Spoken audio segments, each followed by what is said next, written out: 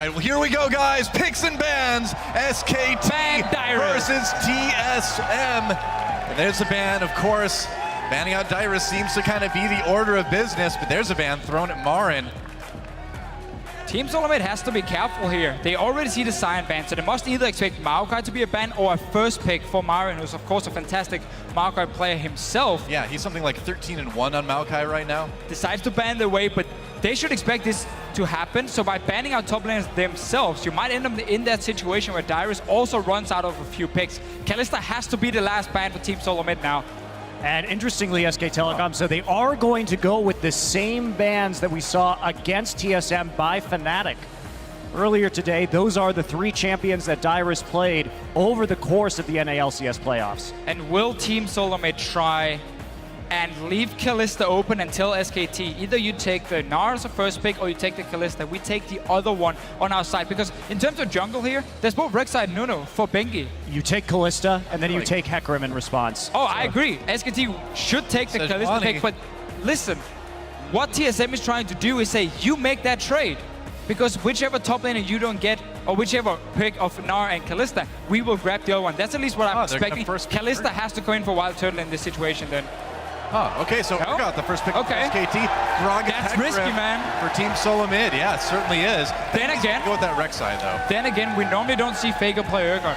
No. So they might keep this one and say, okay, we know this is going to go to the AD carry position, and we get the Kalista now from Team Solomid. However, even though we don't see Faker play Urgot, it wouldn't surprise me at all to see him play it in this particular tournament. When he goes to international events, he frequently pulls something new out of his bag of tricks. One of the problems if you do run Urgot mid lane and a tank top is you have a lot of physical damage. It would mean we have to see Corki coming in for Bang as an AD carry then to provide some magic damage.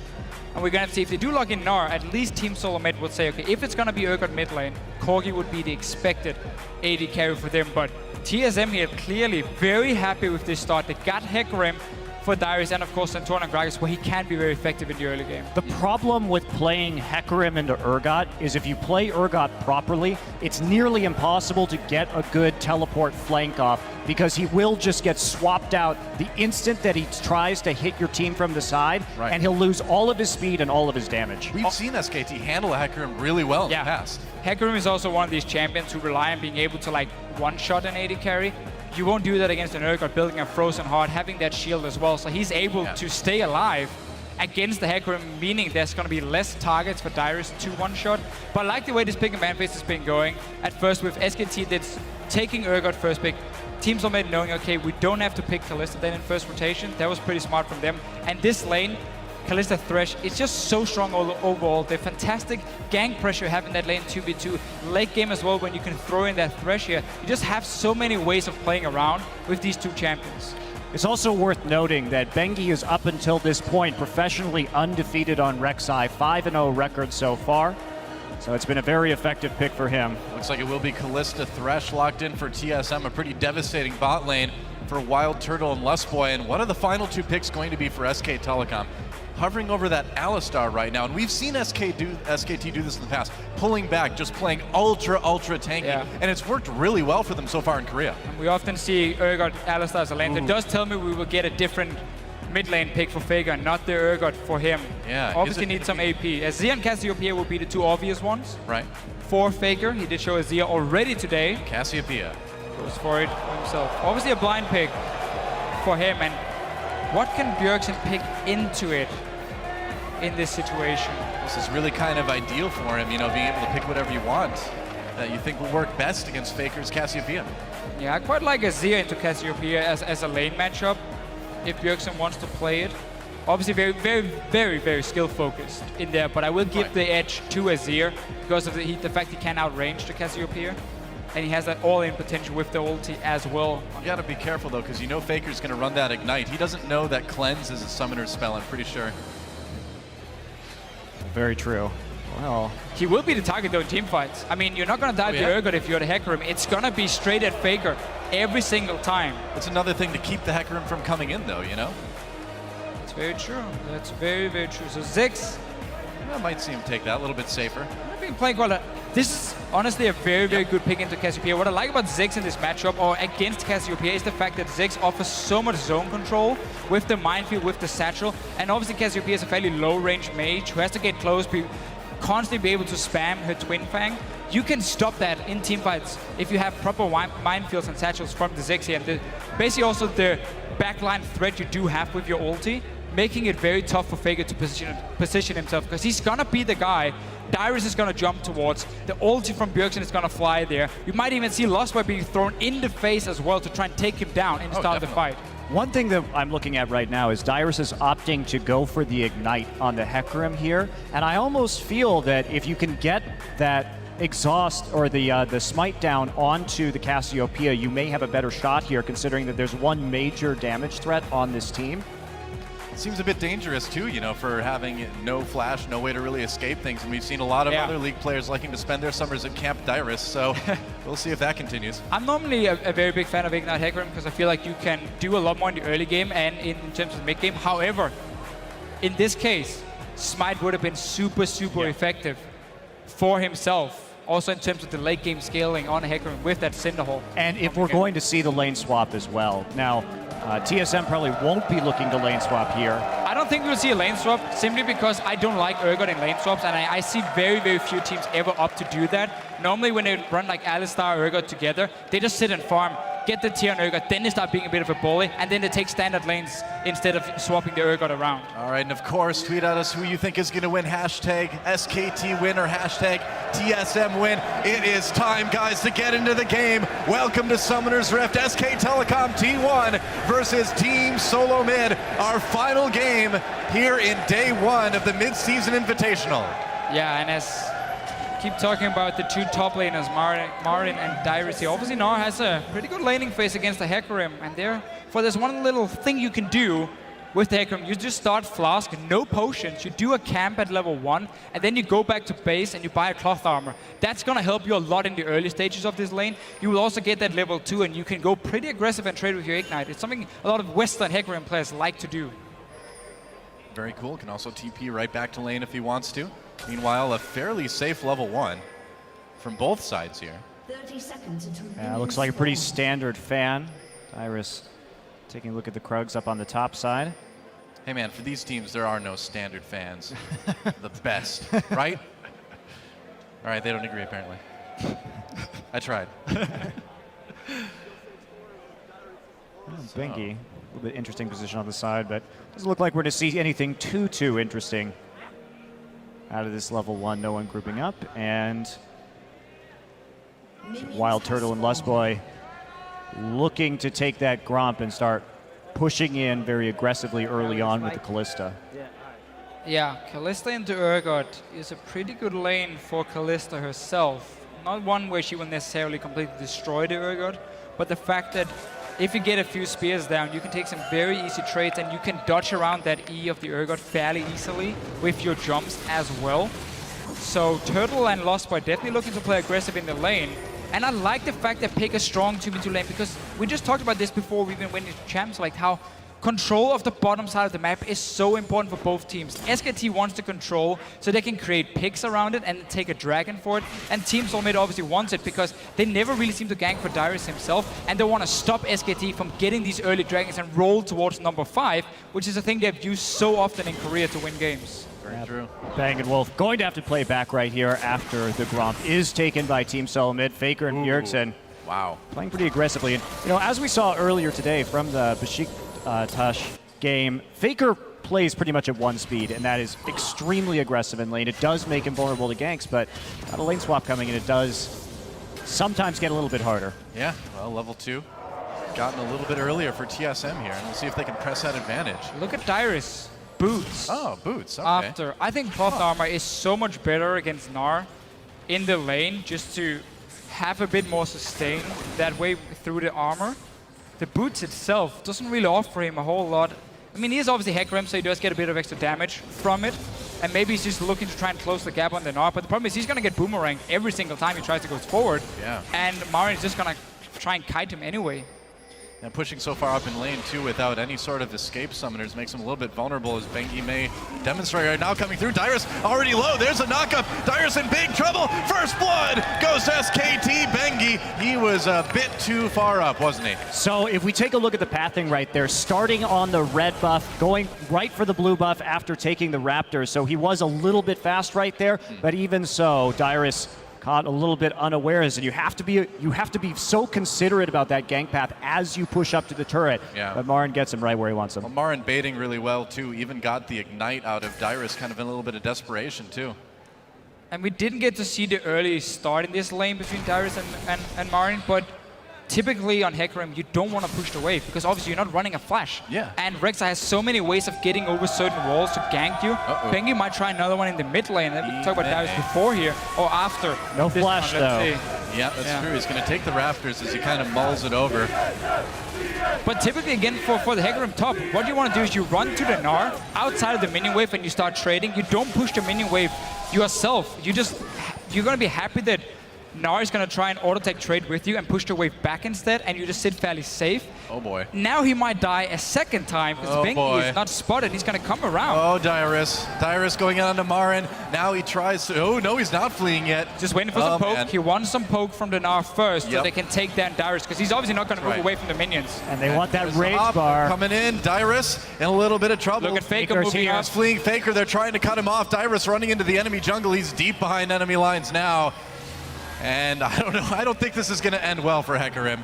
Looks like he's trying to get to the turret to maybe get an execute, but nope, no chance there. Just going to run right back in.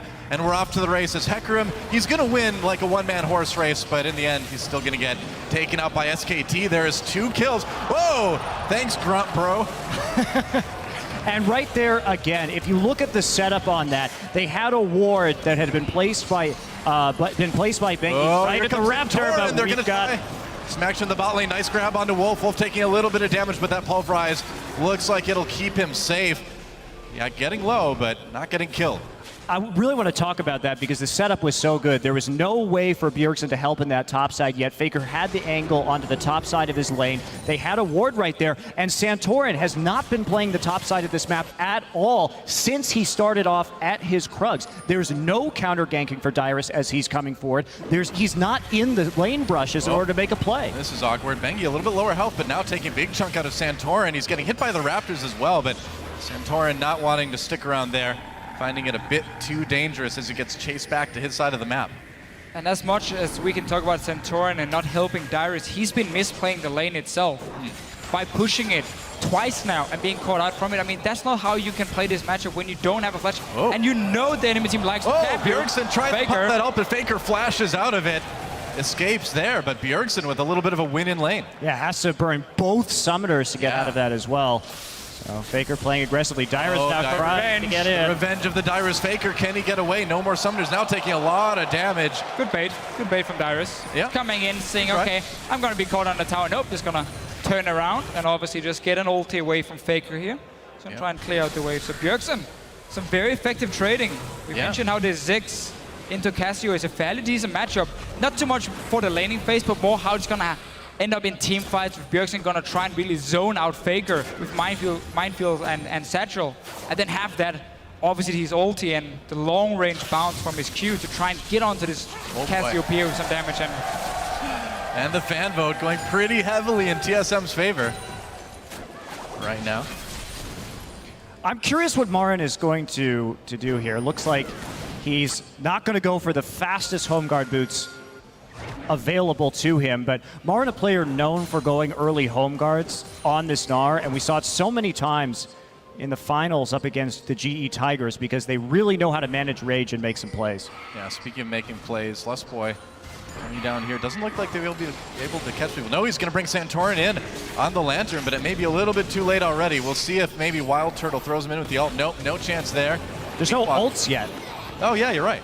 There's no ults yet. There's a very low chance that gank, I think, works, especially with how conservatively Bang and Wolf have been playing this, considering that they went for, of course, that tier first. You have to wait to stack that up. Well, that's what threw me off, man. I mean, because that kind of gank, you really kind of need some ults for that. Oh, Santorin. He's going to find Santorin right before the Dragon Pit. Looks like he's going to try to get over the wall. Not going to work, though. Oh, Chilling Smite. Santorin in a lot of trouble here. Lustboy. Oh! lantern. Wow. Twice, man. First, Bengi moves in front of the body slam to stop him getting over the wall, and then Wolf just follow Lost Boy up here. Sick. Headbutt him back. Well, and even then, Bengi had another tunnel. They're going on a Wild Turtle. Bengi there as well, too. Lustboy in trouble in the back lines. Wild Turtle pulls in Lustboy. There's a knockup. Dyrus comes in, exhausts immediately on top of them, but Bang in trouble. There's a kill, though, for Wolf, though. A big melee in the bot lane. Wild Turtle still getting lower. Bengi, though, under threat. They'll get another kill. Dyrus manages to take down Wolf, but it looks like Marin and Wolf will be able to actually maybe finish off. Will they? Looks like Bang went down. Wolf knocks him away. No, they have. Dyrus is angry. He's smashing. He's coming back. Oh, man. A lot of action here in the end. 1 for 2, I believe, And from TSM. right there, the big problem was that SKT didn't have their ults available to them yet at the start of that fight. So they couldn't really make too many plays right there. They got a bit over-aggressive.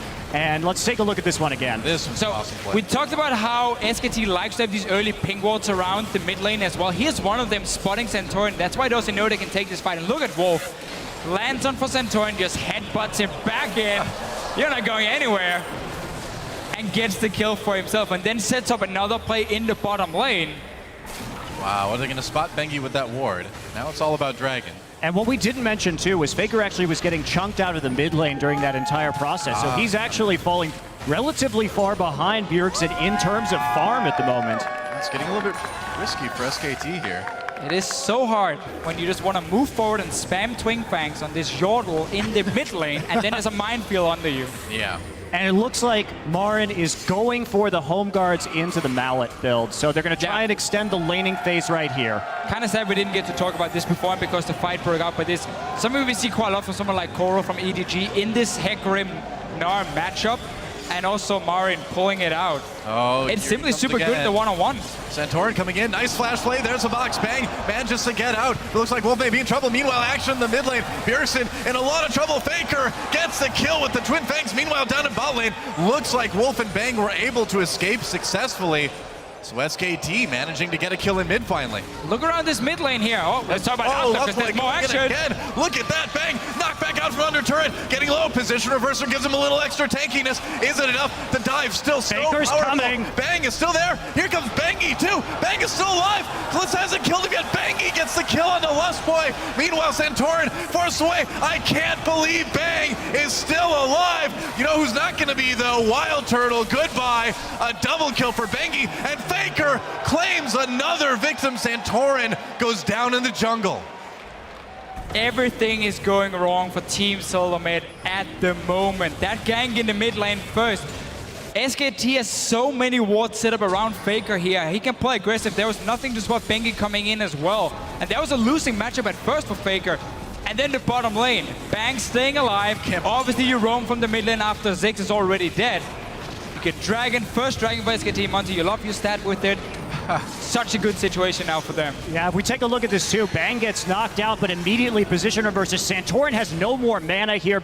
Wolf gets the exact right headbutt in this situation. They'll lantern him back in, but he has that shield that he's going to pull back up, and Bengi coming in at the right time as well. Turtle doesn't actually manage to get the lantern. He stays too long on the other side and gets separated from his team. He got too greedy for that kill on Bang. We'll probably jump right into Bengi and Faker anyway. And end up dying for himself. I didn't get to see when he used the Rend, but clearly didn't get the kill on Bang when he did. So I'm not sure if he just tried to pop a little bit too early and therefore lacked the damage for it, or were expecting to get the reset at first and then go for the second one as Santorin. Getting harassed more in the jungle, gonna take the lantern out. Man, I gotta say, you know, people were calling Wolf the weak link on this team coming into this event, but he has not been that this game. And now really the problem for Team Solomed is, at first, they were trying to make a few plays on the bottom side. They got a kill with Dyrus coming in. That backfired completely. So now SKT in every single lane has gained some sort of advantage, except for maybe if you look at the two AD carries, but then everyone else has just gotten the kills. And because Marin is building Frozen Mallet, and he's gonna be just one-on-one against Dyrus over and over, Dyrus won't be able to touch him because of the Frozen Mallet. Now, this Frozen Mallet, it has to be said, isn't the best for early game team fights. We see Faker getting chased into his own jungle. Here comes Wolf from behind. He's got to be careful he doesn't get caught here. Going to go on to Santorin anyway. This is pulverized. Lustboy headbutted into the red buff pit now. Faker Oh boy, Lustboy in a little bit of trouble, drops that box, but I don't think it's going to save him. Just trying to delay to get the rest of his team involved. Faker still gets that kill on a rampage now. Bengi comes in, chilling smite onto Wild Turtle. Kalista in a lot of trouble. Headbutt pulverized onto Wild Turtle, and he'll get taken out. Bengi manages to pick up another kill. He was such a hero in SKT's match against CJ in the semifinals, really making plays here today as well. And I mean, really, SKT just pretty much comprehensively outplaying TSM across the map at this point. Nearly a kill a minute for SK Telecom in this game. Pretty wild. And this is the problem too, is that we're talking about two-tier champions. We're talking about Cassiopeia stacking the tier, the Urgot stacking the tier, Marin building the Frozen Mallet first. The longer this laning phase goes, these are not fights that they should be winning right now. Yeah. They are in a power trough. Once those tiers come online, it is going to be a very bad situation for Team Solo Mid. Well, Lustboy trying to defend that bot lane turret as well as he can. It's still so much pressure from SKT. Bengi just doing a little bit of farming as well. And man, Wolf, I am just like in love with his Alistar play in this game. It has been so good. So Dyrus going after this Trinity Force as well. It's going to take a long time to get there. Yeah, and the problem for Dyrus in this lane is going to be the fact that because Marin is building for the one-on-one and not for the team fight himself, because obviously Frozen Mallet is not the most gold-efficient item in a team fight, he's going to be able to kite the Hecarim around nearly all the time. So the impact Dyrus will have has to come from teleports where he needs to dive Faker and just kill him with this Trinity Force. That's the only thing he will be able to do at this point in the game. And the scary thing about that Frozen Mallet onto a Gnar, so we see Bengi. Oh, Dyrus gets caught by his Krugs. Marin comes in, he's got the red buff as well. That's two red buff champions. Dyrus in a lot of trouble. Ults away, will he make it? Looks like they'll let him go for now. Oh, or not. Santorin comes in, forces a flash out of Bengi. And it looks like, unless Santorin can catch up, they may have to leave it at that. They've got the ult from Bjergsen to maybe help take this one. Bengi, though, on the run. Dyrus is going to teleport back in. They're going to try to make a play here. He catches Marin and Bengi. Bengi goes down immediately. And Dyrus, he wants another one. A lot of damage onto Marin, but he becomes Mega Gnar just in time. And I think he's going to keep going. Yeah, you don't want to get dove under turret with that. Ult comes in, looks like, just to clear that wave by turret, so Faker can't do any more damage to it. All right, so well played here from Team Solo Mid. They get the kill and they defend the mid lane at the same time. Bjergsen returning to lane. Dyrus proxy farming a bit though, and that's going to prompt a teleport from Marin. Here come the home guards. And the Frozen Mallet is completed. He's still got that red buff too. Wow, flashing over the wall. Meanwhile, MSI gets behind him. Faker coming in as well. Dyrus in big trouble. Marin may just go ahead and give this one over to Faker. We'll see. Marin, nope, takes it for himself. You can't proxy farm in that situation when Faker has pressure on the mid lane and the teleport is up. And the Void Rush is up as well. There's too many ways to get collapsed on in that situation. Extremely unsafe move, especially like you're saying with that Frozen Mallet finish and the red buff still on Marin. There's almost no way you escape from that. No, that's really been a problem for Dyrus. He's been playing very, very aggressive and very greedy, honestly, in this lane phase from the start. Yeah. From getting in the lane level 2, pushing it instantly, and just getting ganked. It just seems like there's this desperation from his play right now that doesn't need to be there. I agree. Well, tiers are going to be fully stacked soon, and that means they will be both physically and metaphorically. Well, Santorin manages to spot that ward, so they'll get a little bit of vision back in their own jungle. The next dragon is up in about 40 seconds now. Yeah, let's look at here what's going to happen. So SKT next objective for them is obviously the dragon. They keep having these pink wards on the bottom side in the river. SKT has been controlling that nearly all game long. Team Solo Mid has not been able to do anything, and every time they walked into that river, they would get caught out and simply end up dying for it. So next dragon is a fairly easy setup for SKT. They have timed the recalls. Narj just gone back to base. Bang gets a bot tower for himself and mid tower, so they get so much extra gold as well. And this entire map is now open to even get the deep wards in around the blue buff of Team Solo Mid, and you can just set it up perfectly. There's no TP for Dyrus, so he's out of this fight, and he's the only guy who can kill anyone in the backline of SKT at this point. Rest of Team Solo Mid is looking more to like kite backwards with the Ziggs, try and control where Faker is moving, zone him out and poke him a little bit, and then maybe you turn around and go for a kill if someone drops low. But as long as there's full vision control, that's never gonna happen. Yeah. Looks like another dragon again, and meanwhile Dyrus continues to get harassed by Marin in a little bit of trouble. Dyrus trying to escape. There's the Gnar ult. Another easy solo kill for Marin as Santorin comes to mourn the body of his favorite horse. That horse was amazing. It was, and so is the Frozen Mallet. Yeah. Against the horse. It's pretty good. Always chasing him down, like over and over. So it doesn't even matter if you set yourself behind in terms of your tanky items for team fights, because you can just keep being a bully in the one-on-one lane. Now, Lost Boy, we just talked about how whenever they show the river from Team Telecom, they get caught out. Yeah, pretty much. And then they get pulled in. Yep. Wild Turtle saving his support there. They're still going for this one, though. Wild Turtle is still really far. He's going to try and recall. He's going to get... wrong part of the brush. Oh, he canceled his recall. Saw Bengi coming in big trouble now, doing a lot of damage to Bang, though. Bengi manages to make something happen. Position reverser, and he gets out on the lantern, but there's Wolf right there, getting a bit bloodthirsty. Bang gets the kill anyway, and now Lustboy with that exhaust on him is in a lot of trouble. SKT getting another easy kill. It's 15-3 now. Bjergsen finally able to get the first turret of the game for TSM, but things are still really looking grim. I'm surprised to see TSM playing so recklessly in this game. They've been overextending time and time again. It's not characteristic of their play. Yeah. And when I think about TSM coming into this, as Bjergsen gets found by Marin. And Marin knew exactly where he went to, and Bjergsen's still in a lot of trouble. Tries to enlist some help from the Wolves, but they're not coming that far, man. They live in that little den. Another kill for Marin. And Dyrus continuing to try to take that top turret. Looks like he might be able to now, but...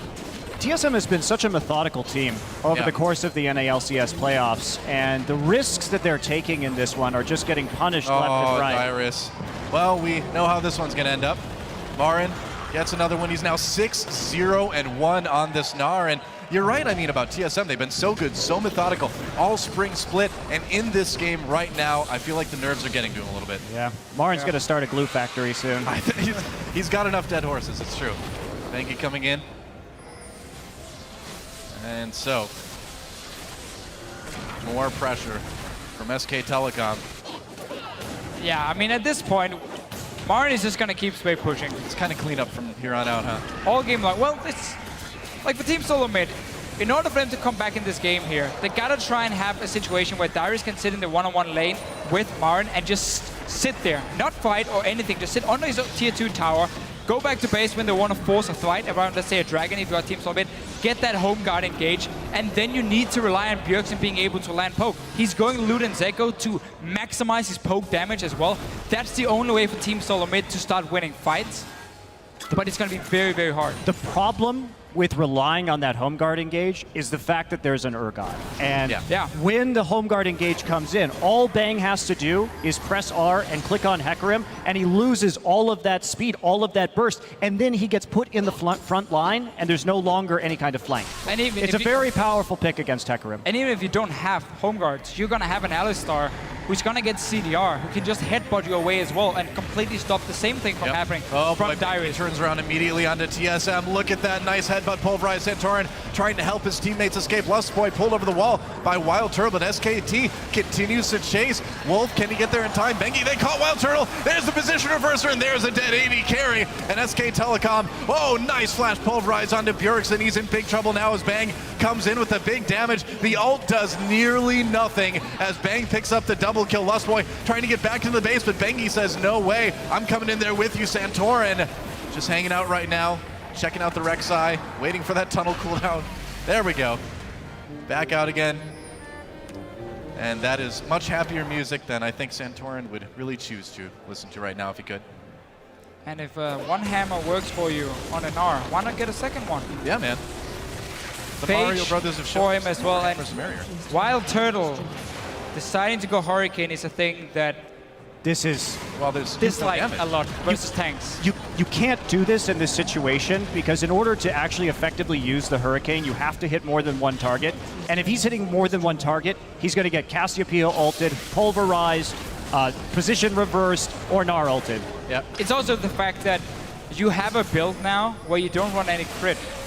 And you're going to have to be able to take down some tanks if you want to break through the front line of SK Telecom. Without any crit, you're gonna need like 20, 25 spears on a target, and that might not even do enough before you get like the third item of a Last Whisper. So you just don't have any single target damage from the side of the Kalista at this point. Let's take a look at this fight one more time. I mean, TSM just on the defensive from second one on this one. Yeah, and Marin just teleporting into that fight as well. Wild Turtle caught trying to take the Lantern right there by the position reverser. There's the flash pulverized from Wolf, just zoning out in front of Bjergsen right now. Bang, able just to pretty much solo Ziggs right there as the rest of the team follows up. Bengi with the flash over the wall into the knockup through the base gate.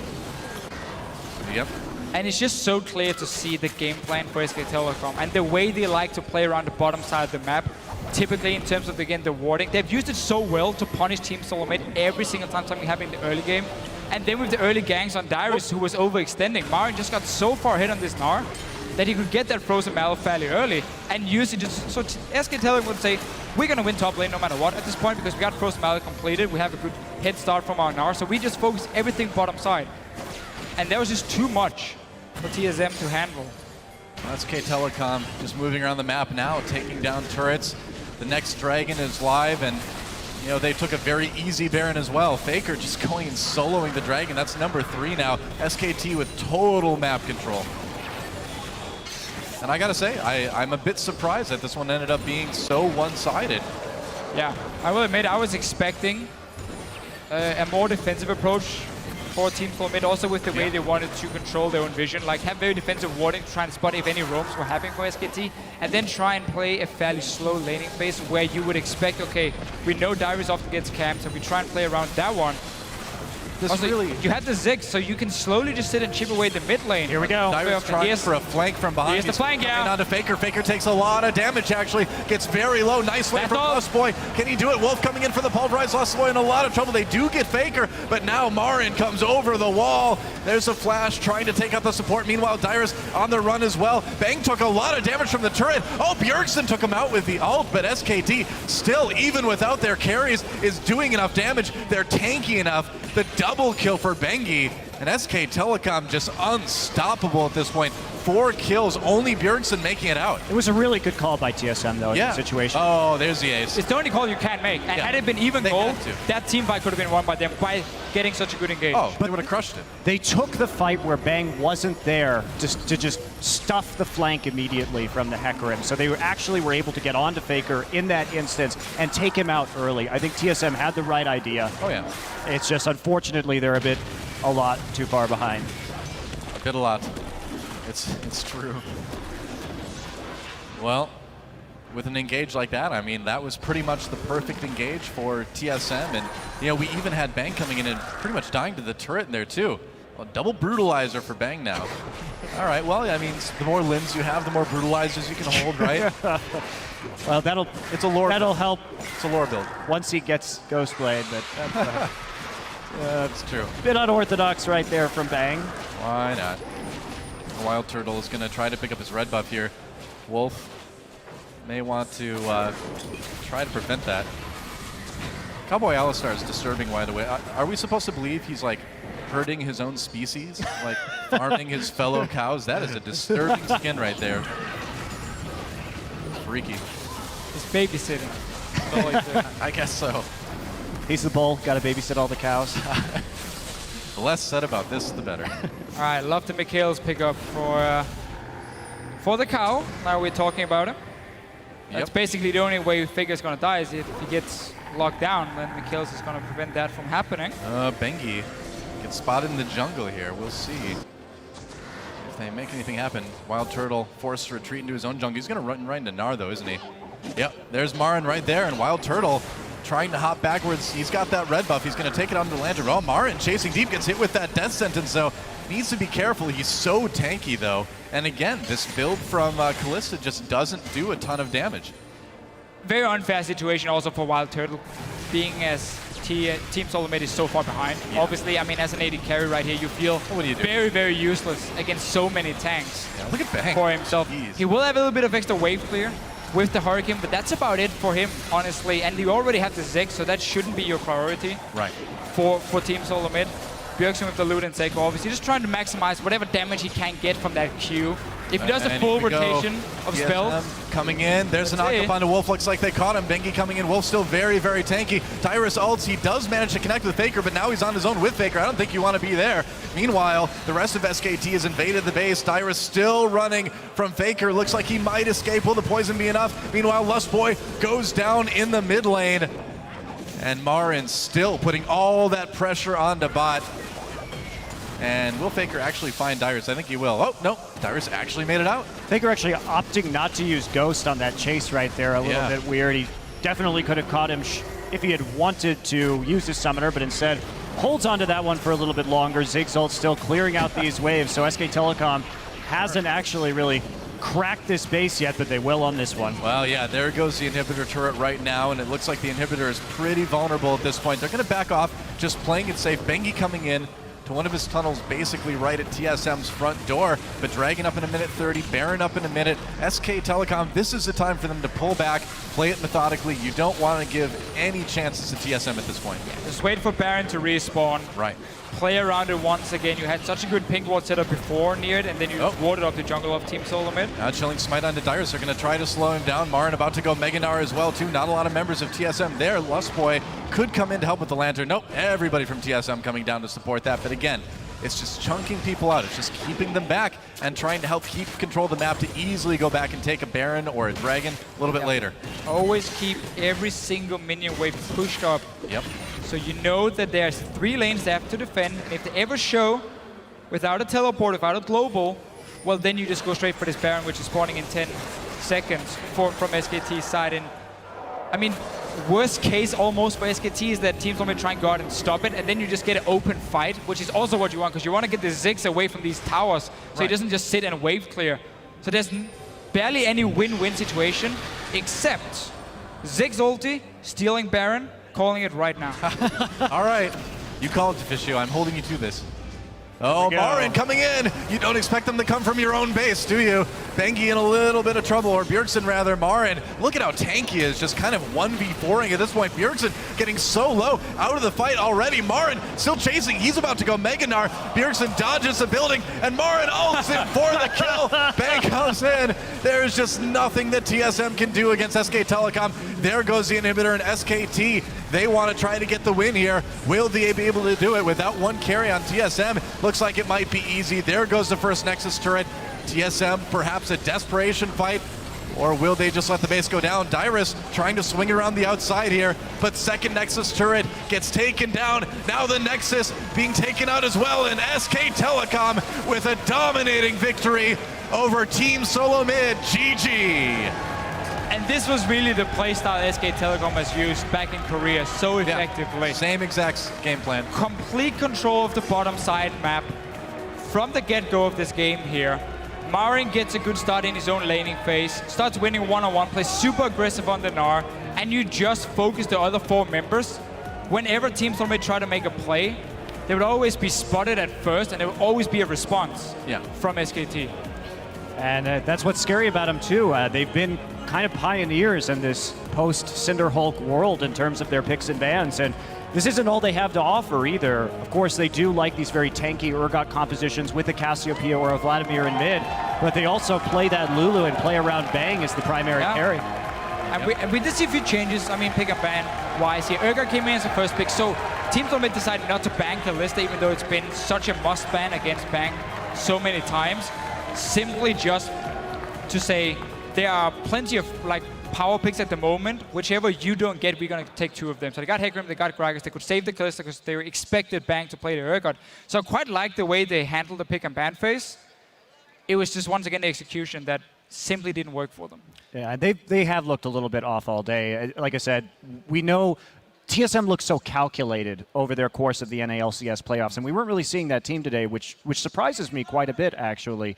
And so I hope that tomorrow they can turn it around, because the reality is that TSM right now, with a couple losses already, is, I mean, they have to win one more. They have to beat HQ, otherwise you're out of top 4. That's true. It's pretty crazy. I mean, that is not the TSM we're used to seeing. We'll see what they can bring back tomorrow for more information, for more analysis on that desk. Let's send it back to the desk of analysis itself.